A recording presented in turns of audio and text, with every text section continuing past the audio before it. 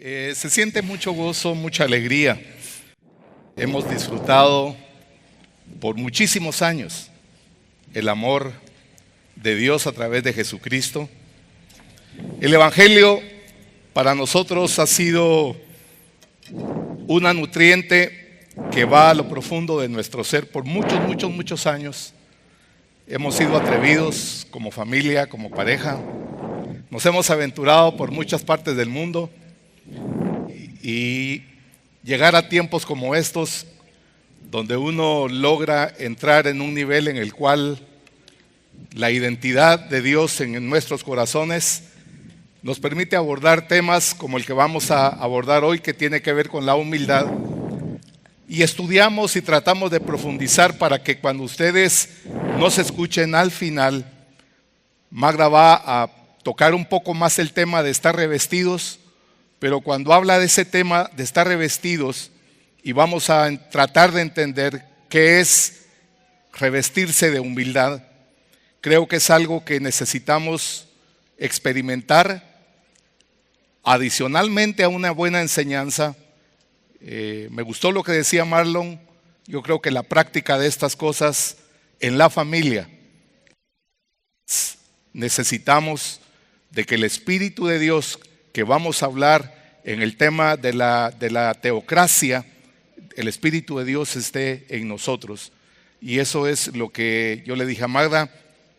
Voy a abordar un poquito más en la introducción, porque creo que es importante tocar un tema como este de la humildad para tratarlo en su justa dimensión de lo que Dios requiere de cada uno de nosotros en la acción de la vida. Por eso dice aquí en la palabra de Dios es la fuente que norma lo que creemos. Esto es el fundamento. El fundamento es Dios y la fuente de ese fundamento es la Escritura, y eso nos hace a nosotros hombres y mujeres valiosos, que lo que hacemos nosotros como pareja no es fácil. No es fácil. No ven ustedes comúnmente parejas compartiendo y haciendo lo que hacemos, porque son muchos años en los que hemos tenido que rozarnos bastante así, pero finalmente cuando estamos claros del pacto que tenemos en Dios y de la identidad que Él nos ha dado, nos permite entonces tomar tiempos como este. Así que esa es la parte de introducción. Muy bien. Todos nosotros, todos los días, y especialmente este día domingo que nos reunimos, ¿qué hacemos? Unos en la noche y otros en la mañana preparan la ropita que se van a poner, ¿verdad? Preparamos la camisa, el pantalón, el vestido, los zapatos. Más las mujeres que tenemos un poco de complicación, que hay días complicados para nosotros que decimos nada me queda bien y no tengo que ponerme. Y cuando eso no es verdad, pero verdad que así decimos. Entonces, todos nos hemos preparado para vestirnos esta mañana y colocarnos lo que necesitamos para venir, que venga el cuerpo arropado. Yo personalmente tengo unos 15 años que tomé la decisión, esa es mi decisión personal, tomé la decisión que cuando yo iba a reunirme con el cuerpo de Cristo para alabar el santo nombre de Dios, me iba a poner el mejor vestido que tuviera. Y desde hace muchos años yo me preparo. Esta mañana saqué el vestido, saqué varios suéteres, con qué me lo combinaba, qué me ponía, porque yo quiero presentarme a alabar al Señor con lo mejor que tengo. Esa es mi manera de pensar. Es un tiempo especial que no tiene uno todos los días con el cuerpo de Cristo. Así que de la misma manera yo este vestido busqué una costurera, busqué la tela que me quedaba bien, como lo quería, y a quienes van a la boutique, a quienes van a la paca, pero tratamos de encontrar un vestido para ponernos, ¿verdad? Hoy hay muchas formas, gracias a Dios al alcance, que podemos comprar una ropita. Bueno, como esa manera de pensar que tenemos y de actuar, de ponernos una ropa diaria, esta mañana nosotros vamos a hablar de un punto que va a ayudarnos a vestirnos de la manera espiritual. Ese vestido que nosotros siempre debemos de cargar con nosotros, no lo debemos de quitar, pero debemos de escoger cuál es el vestido en Dios que me tengo que colocar, porque dice, revestidos de un nuevo hombre.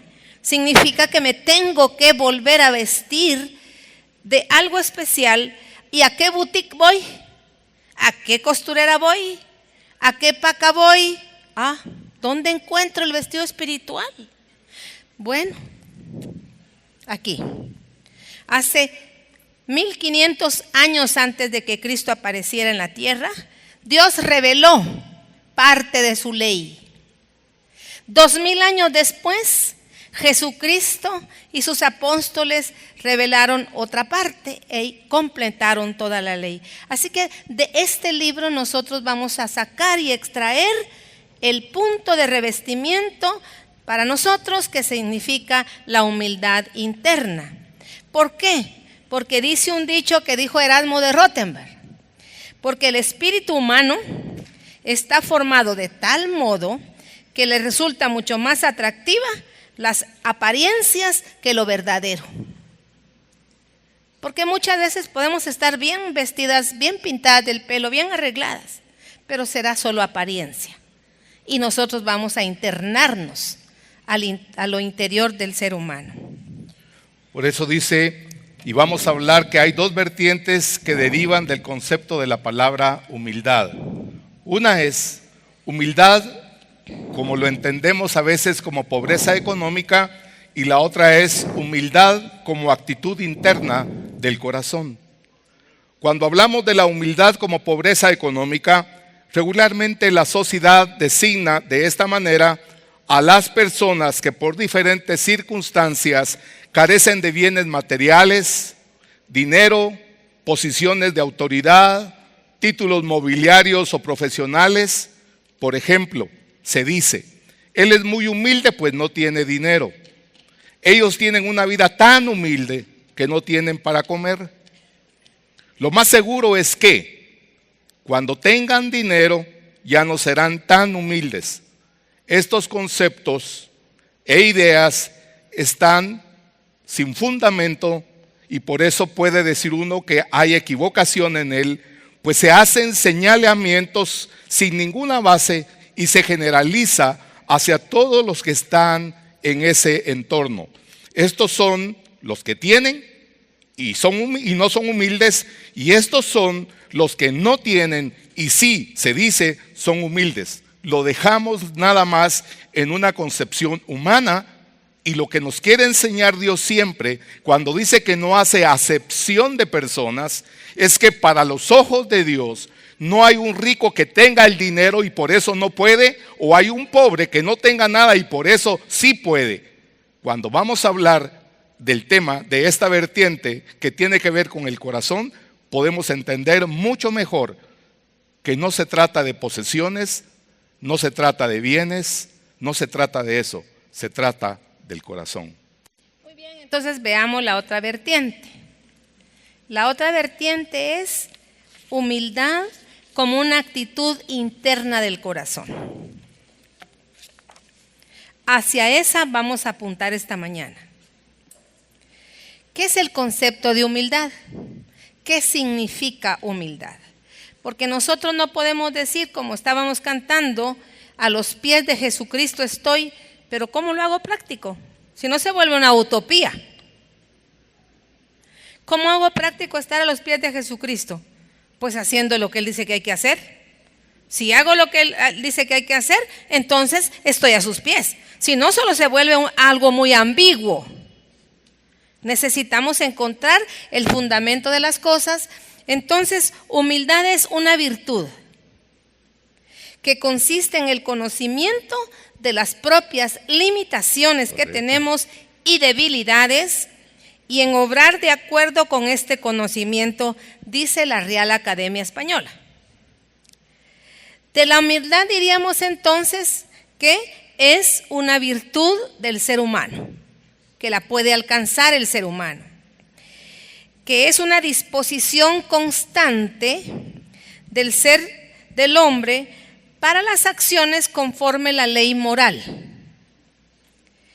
Acción virtuosa o recto modo de proceder. Así que no tiene nada que ver la virtud, la humildad con tener o no tener dinero.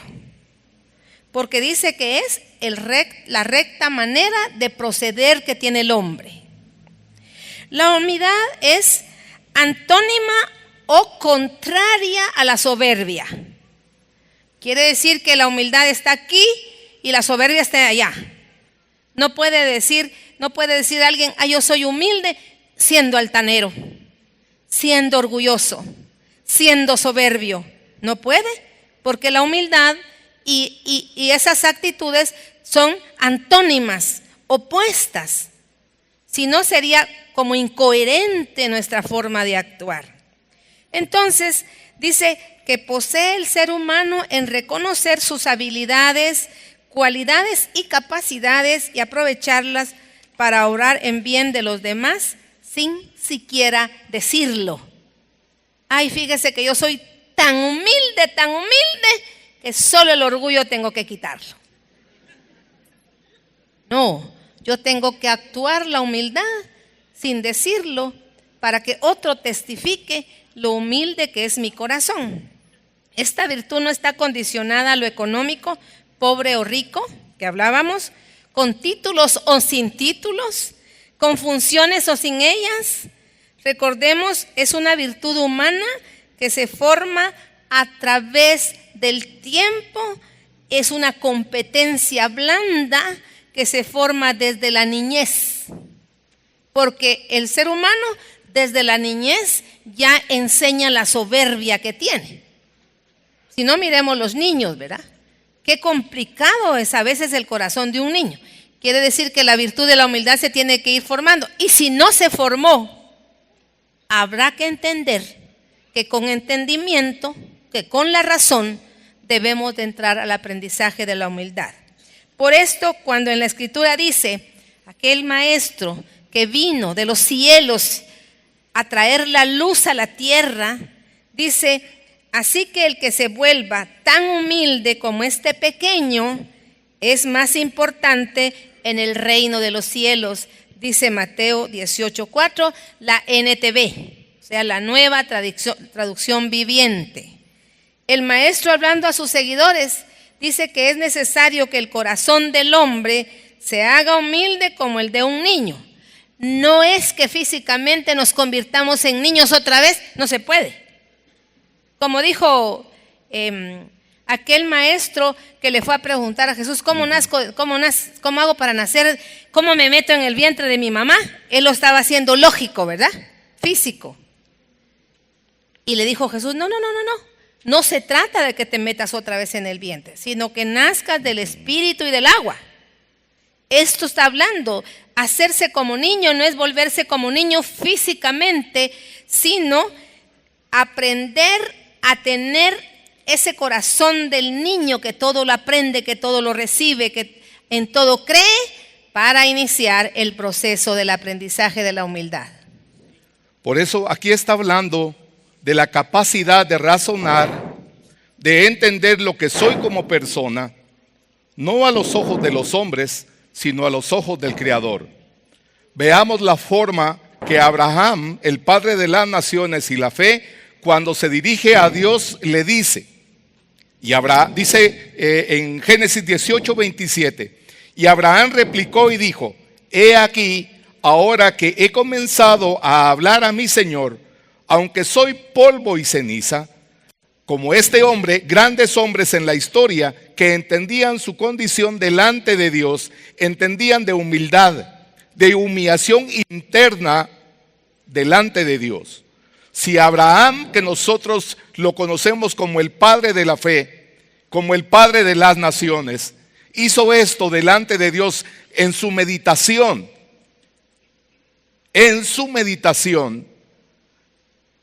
le entra un temor genuino de saber que está hablando con Dios y le dice, ¿qué soy yo? Y por eso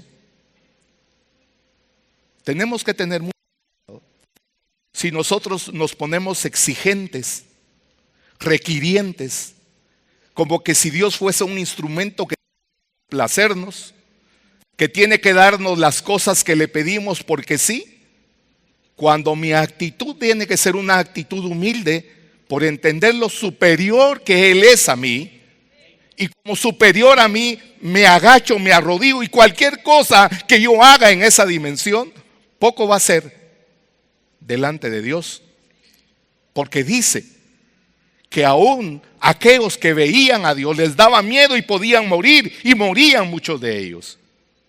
Y ahora, en esta dimensión de la humildad, un hombre como Abraham dice esto. Pero cuando Magda está hablando de niño, también tenemos que entender el contexto de donde Jesús está diciendo que hay que ser como niño. Y entonces cuando vemos lo que dice Pablo, cuando le está hablando y recordando a Timoteo, dice: tú, sin embargo, persiste en las cosas que has aprendido y de las cuales te convenciste, sabiendo de quiénes las has aprendido, y que desde la niñez has sabido las Escrituras, las cuales te pueden dar la sabiduría que lleva a la salvación mediante la fe en Cristo Jesús. Y por eso dice: toda Escritura es inspirada por Dios y útil para enseñar, para reprender, para corregir, para instruir en justicia, a fin de que el hombre de Dios sea perfecto, equipado para toda buena obra. Entonces, cuando Jesús está hablando de un niño, a la par está diciendo también, como lo hace Pablo, enseñando que las Escrituras enseñan a los niños desde que nacen. Desde que un bebé está en el vientre de su madre debe empezar a hablarle de las Escrituras. Cuando un niño nace y tiene su primer año, es la gran tarea de las madres. Por eso entender lo que es una madre, que no es la que lava, que es la que plancha, que es la que da de comer, que es la que pone el uniforme, que es la que lleva al niño al colegio. No se trata de eso, aunque deba de hacerse de eso, no se trata de eso. Porque es la etapa y es la época en que una mujer que tiene un niño, que tiene una niña, le puede enseñar realmente, para que cuando llegue a la edad de 12, 13 años, que es cuando se le entrega al padre, esa mujer, ¿por qué se quedaba en su casa? ¿Por qué se quedaba en su casa? Se quedaba porque era la instructora de ese niño. Tiene un sentido Dios cuando hizo a la mujer y hizo al hombre. Hoy no vamos a hablar de identidad, pero tiene mucho que ver con eso cuando hablamos de humildad. Por esa razón, desde niño, las Escrituras tienen que ser parte del desarrollo de nuestras familias, para que nuestras familias sean realmente fuertes y aprendamos entonces lo que es la verdadera humildad. También dice que seamos como niños en nuestra manera de pensar, que es lo que dice Primera de Corintios 14:20. Hermanos, no sean niños en el entendimiento, más bien sean bebés. En esta versión dice bebés en la malicia, pero hombres maduros. Cuando dice hombre se refiere a hombre y a mujer, maduros en el entendimiento. Entonces veamos, vamos al original, vamos a la fuente, porque todo tiene un principio y nosotros debemos de aprender a investigar el principio de las cosas. No solo me dijeron de oídas te había oído, sino al principio. Y dice, el principio de la Escritura está en el idioma hebreo, el idioma que hablaba el maestro. Entonces, en el idioma hebreo de Jesús, la palabra humildad significa afligido, oprimido, humillado por mí mismo. Correcto. Mucha gente me podrá humillar y mucha gente me podrá oprimir, pero no está hablando la Escritura de eso. Está hablando de la condición y de la virtud cuando yo reconozco que necesito ser afligido delante de Dios, humillarme delante de Dios, oprimido delante de Dios. Las palabras que se derivan de esta raíz se han traducido de varias maneras: humildad, mansedumbre, aflicción. Hay otros verbos hebreos que tienen que ver con la humildad y literalmente dice someterse. Yo decido someterme a Dios. Alguien me puede someter y volverme esclavo, pero eso no es someterse ante el Creador. Hablaba César de grandes hombres y el rey David, a pesar que hacía lo incorrecto, cuando Dios lo reprendía, lo primero que era que se afligía y se sometía debajo de Dios. Y por eso Dios decía que era un hombre conforme el corazón de Dios. Entonces, quiere decir también ser o hacerse bajo de Dios. Veamos que para ser humildes tenemos que razonar sobre nuestra relación personal con Dios y con nuestros semejantes, según dice la Biblia, porque es donde encontramos la dirección para encontrar esa virtud de ser humildes. Y luego poner en práctica los principios aprendidos. Hay muchas veces que reclamamos a Dios y lo colocamos de tú a tú y no nos damos cuenta. Me tienes que dar mi milagro. Usted reclame su milagro. ¿Cómo que usted le va a reclamar a Dios? Si ni siquiera Abraham dice, perdóname que me atreva a hablarte. Necesito hablarte para que no destruya Sodoma y Gomorra porque ahí está mi sobrino. Pero perdóname que soy tierra y ceniza y que yo me atreva a hablarte. Hoy por hoy, muchas veces queremos bajar a Dios y discutirle a Dios y reclamarle a Dios y pelearnos con Dios. O creer que solo Dios es un Dios de promesas y de reglas y de costumbres. No vemos esa parte. Pero también se aprende humildad cuando se pasa por una experiencia o una crisis. Enfermedades, carencias de todo tipo, falta de conocimiento de Dios. Cuando nos vemos sin fuerzas muchas veces, ¿a quién le ha pasado? Cuando nos vemos en el suelo, cuando hay momentos que estamos en el fondo de las cosas. Hay momentos que la gente tiene una enfermedad que ya no puede más y lo único que le queda es el clamor a su Creador. Muchas veces los seres humanos tenemos que pasar por esas situaciones de crisis para reconocer que no somos nada delante de Dios. ¿Quién es el hombre para que Dios tenga de él memoria? Dice la Escritura. Dios dijo a Israel, fíjense, al pueblo que él escogió, que los había humillado haciéndoles vagar 40 años por el desierto por su incredulidad, a fin de ponerlos a prueba para ver lo que había en su corazón y para hacerles saber que no solo de pan vivirá el hombre. Porque nosotros lo primero que ponemos son nuestras necesidades. El pan, la comida, el carro, el trabajo, todo. Y de último ponemos la necesidad de ese encuentro, ¿qué dice aquí atrás? De esa intimidad que el corazón necesita tener con Dios. Eso debería ser lo primero. Porque todo lo demás, si usted hace la cuenta y hace la lista, se va a quedar, se va a terminar. Pero su ser, su intimidad con Dios va a ser eterno si usted pelea la buena batalla contra usted mismo. Si usted lo entiende. Si pasamos toda la vida, como hablábamos con César, de afán en afán, en afán, en afán, se le termina la vida. Y cuando usted llega al momento y le dice, Señor, ¿qué pasó con la intimidad conmigo? Ay, Señor, estaba tan ocupado con todas las cosas que se quedaron en la tierra. Nosotros necesitamos, por eso es que Dios le hizo entender al pueblo de Israel, no solo de pan vivirá el hombre, sino de toda expresión de la boca de Dios vive el hombre. Dice en Deuteronomio 8:3. Estamos hablando de una humildad que depende del corazón pegado a las verdades de Dios, para irse madurando, para irse creciendo, para ponerse más lindo el vestido que nos estamos colocando, de esa humildad donde reconozco mi lugar y el lugar de Dios. Te ruego, te suplico, óyeme, Señor.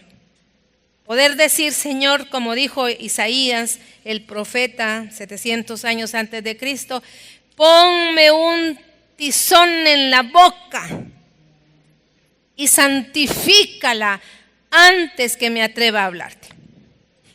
Entendía quién era. Tenía humildad delante de Dios.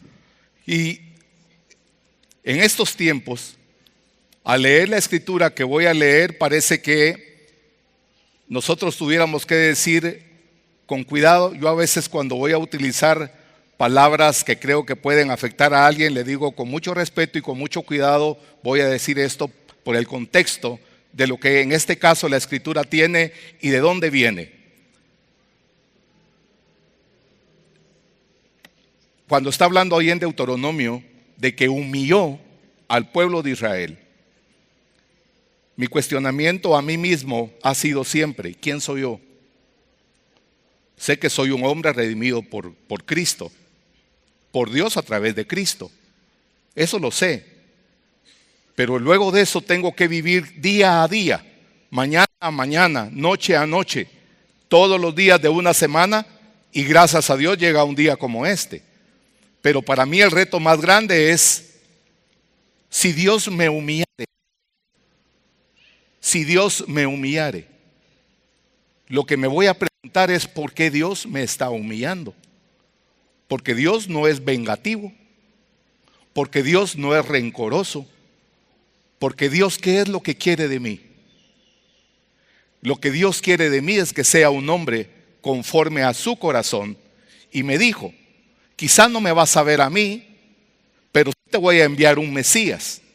Y el Mesías que me envió es el Mesías que me tiene como modelo para que yo pueda día con día enfrentar los retos de mi propio orgullo.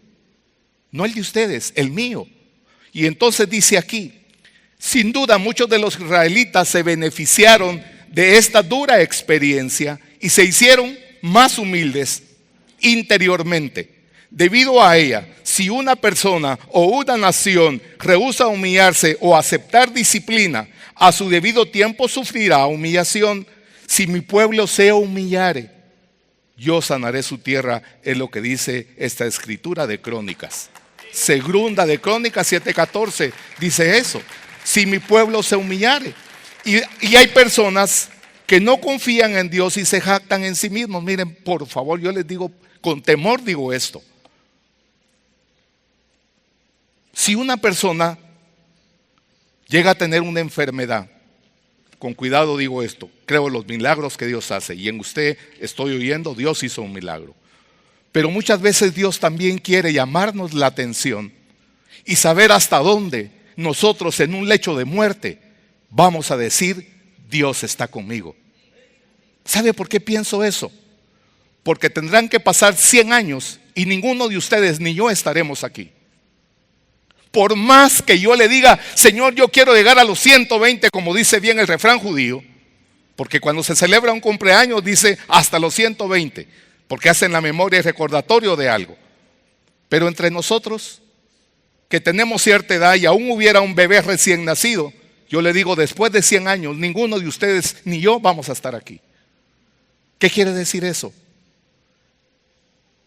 Que o más tarde o más temprano hemos de morir. Y si en el hecho de muerte nosotros vamos a decir siempre: Dios es grande, Dios es misericordioso, Dios tiene poder, Dios todo lo puede, Dios todo lo cumple, Dios todo lo hace. ¿Es así? Yo digo, sí es así. ¿Por qué? Porque ese es Dios en nuestra vida. Mientras yo tenga el aliento, que me siento joven, que me siento fuerte, que puedo, está bien, es dichoso poder hacer eso, porque ¿cuál es mi misión en esto? Mientras lo puedo hacer, establezco el reino de Dios. Esa es la gran tarea que Magda y yo nos ha llevado a recorrer muchas partes del mundo, porque pensamos en establecer el reino de Dios. Y llego aquí: la humildad guiará a la persona por la senda verdadera y le traerá gloria, puesto que Dios es el que ensalza y abate. Antes de un ruidoso estrellarse el corazón del hombre que es altanero, y antes de la gloria hay humildad. Por lo tanto, el que por su altivez busca prestigio, fracasará. Yo no digo, pues hay que tener títulos, por supuesto, y que tenga 4, conozco doctores de 4 títulos, perfecto, qué bueno. Como conozco gente que no tiene nada y es soberbia y es orgullosa. Si Dios no mira el título que él tiene, ni mira la pobreza que éste económicamente tenga. Dios mira el corazón y nos lleva por esa dimensión. Veamos entonces qué habla Jesucristo de la humildad. Él había dicho a sus discípulos: el que se ensalce será humillado. Cuidado con eso, ¿verdad? Dice, el que se eleve será humillado, y el que se humille será exalzado. ¿Qué quiere decir? Será honrado, distinguido, lo será premiado y será recompensado, dice en Mateo 23:12. El apóstol Pedro, que estuvo presente esa noche cuando Jesús estaba explicando esta situación de la humildad, de acuerdo con sus palabras, más tarde se sentó junto con todos sus compañeros y viene y les recalca y les dice: todos ustedes cíñanse de humildad, los unos para con los otros. Zona 16. No fue hace 2000 años que Pedro lo dijo, y Jesús. Jesús es ayer el mismo, hoy y siempre. Sus palabras permanecerán para siempre y nunca dejarán de ser. Así que zona 16, aprendamos a ceñirnos con la humildad que Dios dice que debemos de revestirnos. Humillémonos, dice, Pedro le decía, humíllense, por lo tanto, bajo la poderosa mano de Dios, para que Él los ensalce a tiempo y a destiempo, dice Primera de Pedro 5, del 5 al 6. Después que el apóstol Pablo aconseja a sus compañeros que se vistan de la nueva personalidad que va, entre comillas, porque es literal de la Escritura, va haciéndose nueva según la imagen de aquel que la ha creado. Y dice en Colosenses 3, del 10 al 12, de consiguiente, como escogidos de Dios, santos y amados, vístanse de los tiernos cariños de la compasión, la bondad, la humildad, la apacibilidad y la gran paciencia. Citando el excelente ejemplo de Cristo, les exhorta a considerar con humildad interna que los demás siervos de Dios son superiores a ellos mismos. Eso dice Filipenses 2:3. De nuevo hace el llamamiento: estén dispuestos para con otros del mismo modo como lo están para consigo mismos. No tengan la mente puesta en las cosas encumbradas, sino déjense llevar con las cosas humildes. No se hagan discretos a sus propios ojos. Lo que está diciendo es esencial para la unidad de la congregación. La humildad ayudará al cristiano a estar contento con lo que tiene y a mantener el gozo y el equilibrio. La interdependencia de la congregación cristiana, según lo ilustró el apóstol Pablo en 1 Corintios 12, se basa en la obediencia, la humildad y la sumisión al orden teocrático de Dios. Al orden teocrático de Dios. Cuando dice teocrático de Dios es porque nosotros, esto lo entendemos fácil, vivimos en una democracia. Y cuando hablamos de teocracia, no es una teocracia del Estado tampoco, sino ¿cuál es la teocracia de Dios? La teocracia de Dios es la que yo acepto. Cuando Él me toma y me dice que me sacó de la inmundicia de donde estaba, que me trajo a la luz admirable de Él, me está diciendo ahora en tu corazón quien debe gobernar es Dios. Esa es la teocracia de Dios en el corazón del hombre. ¿Y qué dice la Escritura también? Cuando dice que somos templo del Espíritu Santo. Es que todas las Escrituras, todo lo que Dios estableció lo deja de una manera armoniosa para que nosotros nos desarrollemos.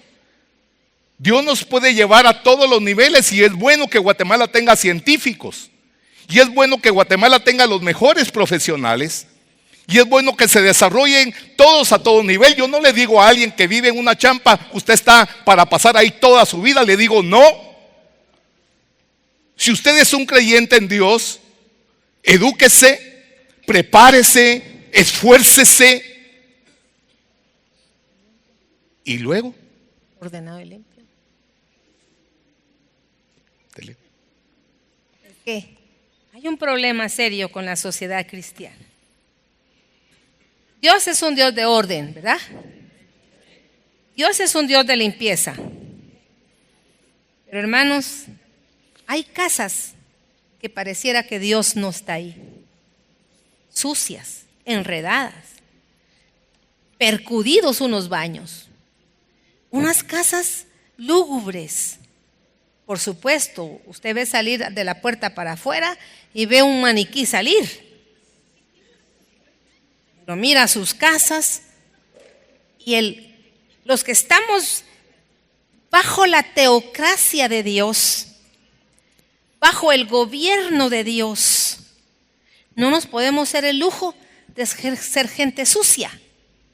Porque no dice que el rico es que tiene quien lo ayude en la casa y tiene 5 muchachas.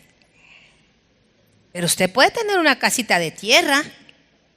¿Por qué? Hay las primeras leyes que Dios dio antes de dar la Torá en el monte Sinaí, se llaman las leyes noajidas. Sería muy bueno que las busquen y las estudien. Las leyes noajidas, o sea, 7 leyes que le dio a Noé cuando bajó del arca. Y una que le recalcó fue: cuida la creación, porque es tu casa. Y nosotros no somos capaces de cuidar ni siquiera la casita que tenemos donde tenemos el techo. Nosotros mismos deterioramos la teocracia de Dios en nuestra vida. Que se respire, que el vecino respire, que usted tiene un Dios que le gobierna en todo. Amén. Está usted revestido de esa teocracia. Es tan importante. Duele ver casas tan sucias, tan despintadas, tan llenas de cachivaches, porque nosotros los cristianos no nos ocupamos de saber que aún ese techito que Dios nos da, sí, pero decimos: pero aquel tiene una gran mansión, esa quisiera tener yo. No, señores, no se las va a dar Dios. Porque si no es fiel en lo poquito que tiene, no va a ser fiel en mucho. Así dice la Escritura. Solo déjame. Estábamos nosotros, yo sé que Marta se va a acordar de lo que voy a decir ahorita. Estábamos nosotros en Israel y nos invitan a una reunión de noche. Métete la mano de la boca. De una reunión de noche a donde nosotros íbamos a pasar, diríamos, la frontera entre estar en el lado israelí y estar en el lado árabe. ¿Te acuerdas? Pasamos ahí, increíble. Cuando pasamos al otro lado, sucio, desordenado, descuidado, Lleno de basura. Lleno de basura. Y le digo: madre, es increíble esto. Donde hay, con cuidado voy a decir esto, muchos hombres de esos tienen la teocracia de Dios en su corazón. En Israel. Y cuando paso al otro lado y regresamos a este lado, vemos el orden, la limpieza, y le digo: esta gente tiene la teocracia de Dios en su corazón y saben vivir con Él. Así como hay gente que no tiene todos los recursos, por eso hay grandes científicos y hay un desarrollo que quisiéramos nosotros también para Guatemala. ¿Y quiénes lo deberían de hacer? ¿Los que andan allá en la calle o los que somos parte del cuerpo de Cristo? La riqueza esa debería de estar en el cuerpo de Cristo, de gente con mucha capacidad para hacer de todo: buen pan, buenos zapatos, buen abogado, buen auditor, buen herrero, pero que sea bueno, cumplido, ordenado. Eso es lo que Dios enseña. Y de ahí nace la humildad verdadera que está en el interior de mi corazón, para que yo actúe en esa gran dimensión de lo hermoso que es establecer el reino de Dios y lo hermoso que es el evangelio que estamos viviendo. Es que es tan dificultoso en Guatemala. Mire, voy a llegar entre las 2 y las 4. Llega a las 7. Y se enoja. Y se justifica. Y es cristiano. Estamos mal. Mire, Voy a llegar pasado. ¿Y qué pasó que no? Es que fíjese que no pude. Una llamada, disculpe, no lo hice, no puedo. Estamos bien errados. Esto es la vestimenta del cristiano. Y aquí dice todo lo contrario. Sea puntual, sea disciplinado, que su sí sea sí. Hay una humildad falsa de la cual debemos de huir y sacar de nuestro corazón. A los cristianos se les advierte que su humildad no sea solo superficial para que no lleguen a estar hinchados sin debida razón. Por su disposición de ánimo, el que es verdaderamente humilde no pensará que el reino de Dios es nada más comer y beber. Fíjese que soy humilde porque no tengo comida. Eso no es humildad. Es una falsa manera de ver las cosas. Es que por los méritos que tengo derecho. O por lo que hago, tengo derecho. La falsa humildad, en realidad, puede resultar que el hombre se haga altivo, tanto rico como pobre. Correcto. Ambos pueden ser dos personas muy orgullosas, muy soberbias, puesto que puede llegar a pensar que es justo debido a sus propios méritos.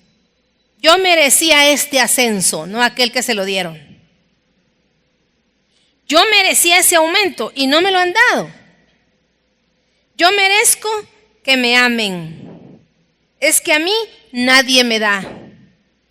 Conocimos una pareja de gemelos que cambiaron casi 15 veces trabajo. Y decíamos, ¿pero qué les pasa? ¿Por qué no duran en los trabajos? No, cuando le preguntamos, ¿qué pasó? ¿Otra vez estás sin trabajo? Es que, fíjese que me pidieron para cajero y aguanta que la jefe me quitó de la caja y quiera que vaya a ser supervisor.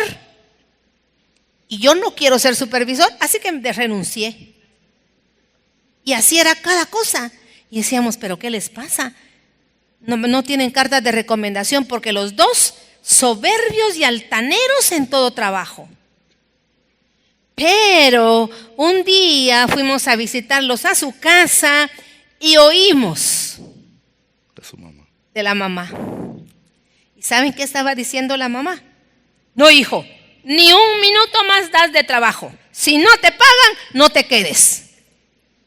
Y nos quedamos viendo los dos. Ahí está la raíz de la soberbia. Es que no nos damos cuenta que somos modelos de nuestra familia. Y así como el modelo, se va a replicar el doble. Esos muchachos hasta que tocaron fondo y ya no conseguían trabajo, entendieron que si no trabajaban para Dios Amén. y no para el hombre, Dios los iba a ensalzar, si no iban a ser humillados constantemente toda la vida. Muchas veces esa falsa humildad que tenemos, y déjenme decir, con 20 años de estar en la iglesia, en la alabanza, no por lo de la alabanza, ¿verdad? Pero en la alabanza, y tenían una soberbia en el corazón, o puede sentir que lleva a cabo sus fines sin darse cuenta de que no puede engañar a Dios. Sí, ambos, el rico y el pobre, se hacen altivos, con el tiempo serán humillados.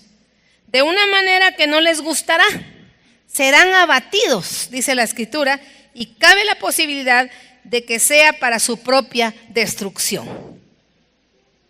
Así, si nuestro corazón aprende, y miren, difícil, yo no les voy a decir que es fácil. ¿Verdad que cuando alguien le dice algo a uno, uy, el hígado se le pica? A mí de vez en cuando todavía se me pica con cecita. Yo sé. Ay, a veces, ¿verdad? Tengo que respirar. Tengo que decir, mejor me callo la boca, porque voy a decir lo que no debo. Tengo que humillarme delante de Dios y decirle, Señor, he aquí, necesito de ti. No puedo sola a veces, con mi propio ser no puedo sola, pero si me ayudas, si me das la mano, me vuelvo a levantar, le tengo que ver la cara y me tengo que sonreír y le tengo que perdonar. Es que es humano. Ahora imaginen lo que le hago yo, ¿verdad? Pero, dice, humíllense frente a la presencia de Dios, señores, no es solo es cantar, es hacer. Amén. Cada día nos enfrentamos a nuestro propio hacer. Cada día tenemos que decirle al Señor, yo necesito hacer tu voluntad en contra de mi voluntad primero. Uy, ese jefe que tengo, debo aprenderme a saber mis limitaciones y a saber defenderme también. No estamos diciendo que usted se agache, porque ser humilde es saber la posición que tiene. Amén. No es que ande agachado. No. Los hijos del Señor tenemos que estar levantaditos y saber la posición. Si usted es jefe, es jefe. Si ahí lo puso el Señor, ahora debe saber funcionar como jefe. Entonces, veamos que necesitamos agarrar los conceptos de lo que es humildad y traerlos como tesoros a nuestro corazón, sin decirle al otro, mira, soy humilde, pero con mi testimonio hemos de enseñar la humildad que hemos de aprender cada uno en nuestro interior. ¿Será que no me reprende a mí el Señor? ¿Me reprende a ustedes? A mí me da miedo eso, me da miedo. Sí, no. Por muy hombrecito que me crea o me sienta, cuando uno hiere el corazón de alguien, principalmente de la esposa, es delicado. Por eso estamos esperando los 50 años de casados, porque hemos superado muchas etapas ustedes.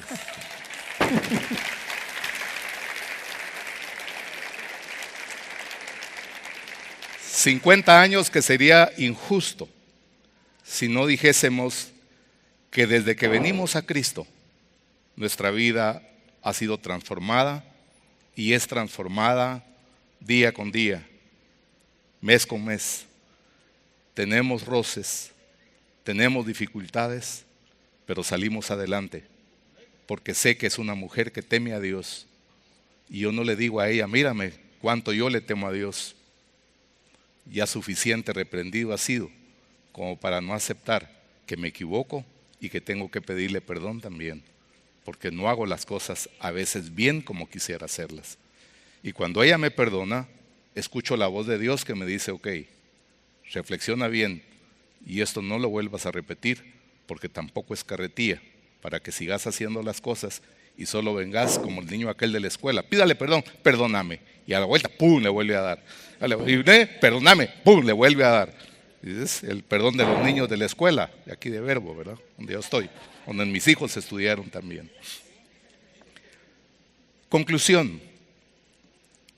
Por eso queremos invitarles para que, habiendo abierto nuestro entendimiento, asumamos ante Dios una actitud de humildad que refleje que, sometidos a Él, podamos o no lograr las posesiones y todo aquello que me permita ser parte del establecimiento del reino de Dios, dado los talentos, habilidades, conocimientos y destrezas, entre otras, que hacen de nosotros, de nuestras familias y de todos aquellos con los que compartimos una vida espiritual, para que cada día seamos mejores y aptos en toda aquella labor que Dios nos dio, si trabajo, empresa, negocio, iglesia, en fin, en todo lo que implica que yo debo estar en armonía con las leyes de Dios, para actuar con humildad en todo lugar y en todo tiempo, sin importar las condiciones del medio en que me encuentre, recordando que la humildad es una actitud que viene de Dios, que refleja la conducta de vida ante Dios.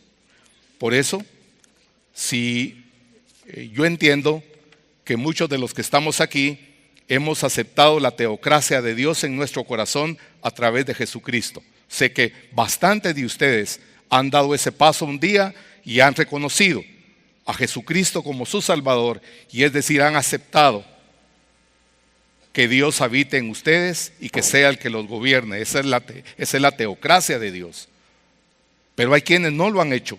hay quienes nunca han tenido esa experiencia, hay quienes nunca se han enfrentado a poner a Dios en lo profundo de su corazón y aceptar que Jesucristo es el enviado de Él para sacarnos de esa oscuridad donde hemos estado y traernos a su luz admirable, y que no importa la edad que tú tengas, 10, 15, 20, 30, 40, 50, 60, los tiempos son de Dios, y nosotros cuando actuamos queremos hacerlo en esa justa dimensión, para que si tú nunca has dado un paso como ese, de decir que Dios entrone en tu corazón y que Jesucristo se convierta en tu Mesías, en tu Salvador, y que todo aquello que Él te empiece a enseñar reconstruya, te revista de esa vida nueva.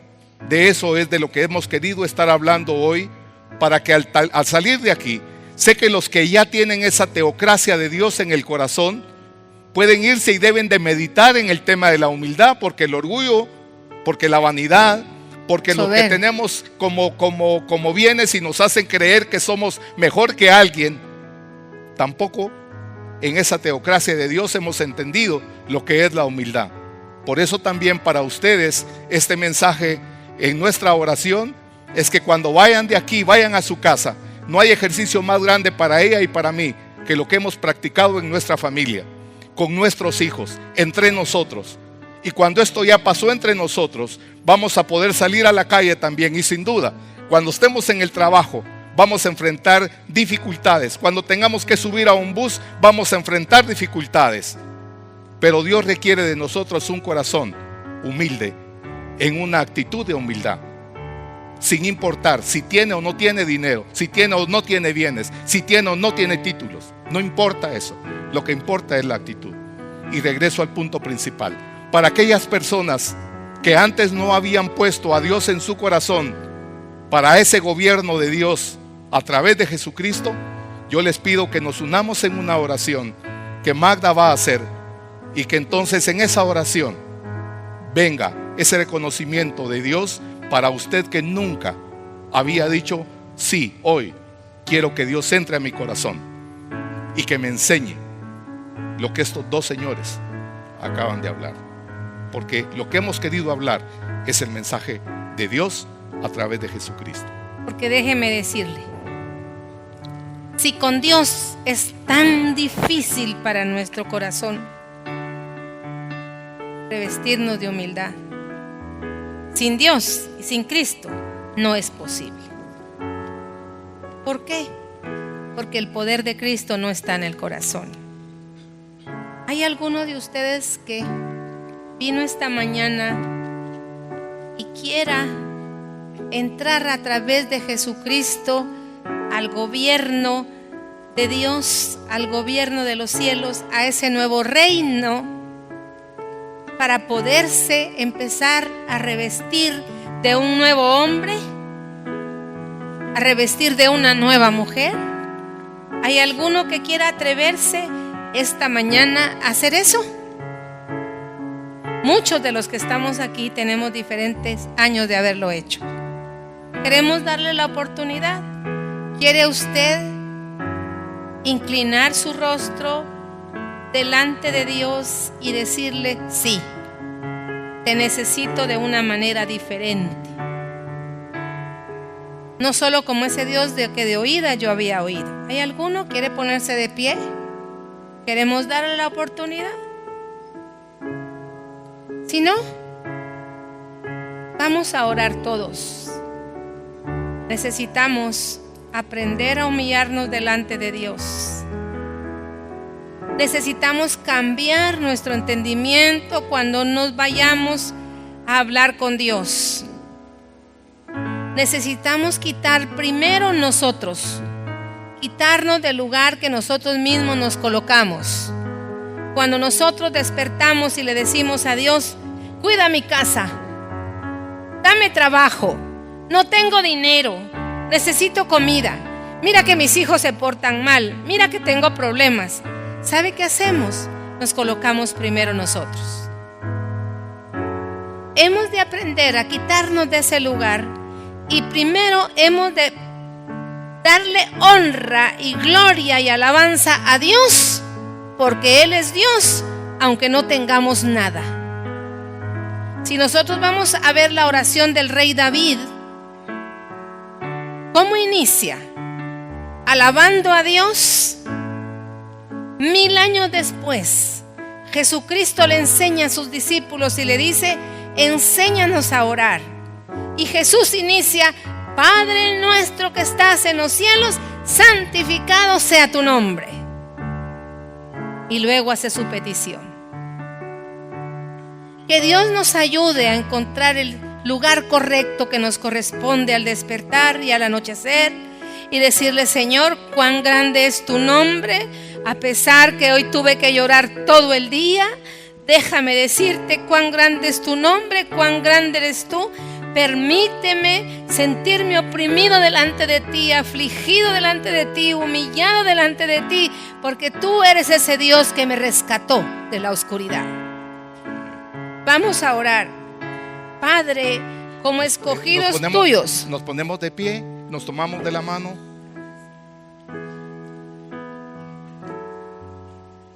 Muy bien. Olvidémonos de que el almuerzo no está, que si tenemos, que estamos enfermos. Olvidémonos de eso.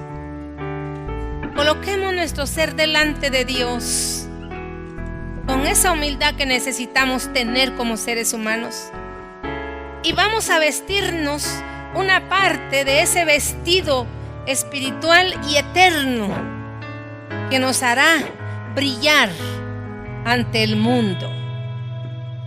Padre, como Señor, escogidos tuyos, por medio de Jesucristo, santos y amados, que nos podamos revestir con nuestra disposición propia de afecto entrañable, de bondad, de humildad, de amabilidad y de paciencia.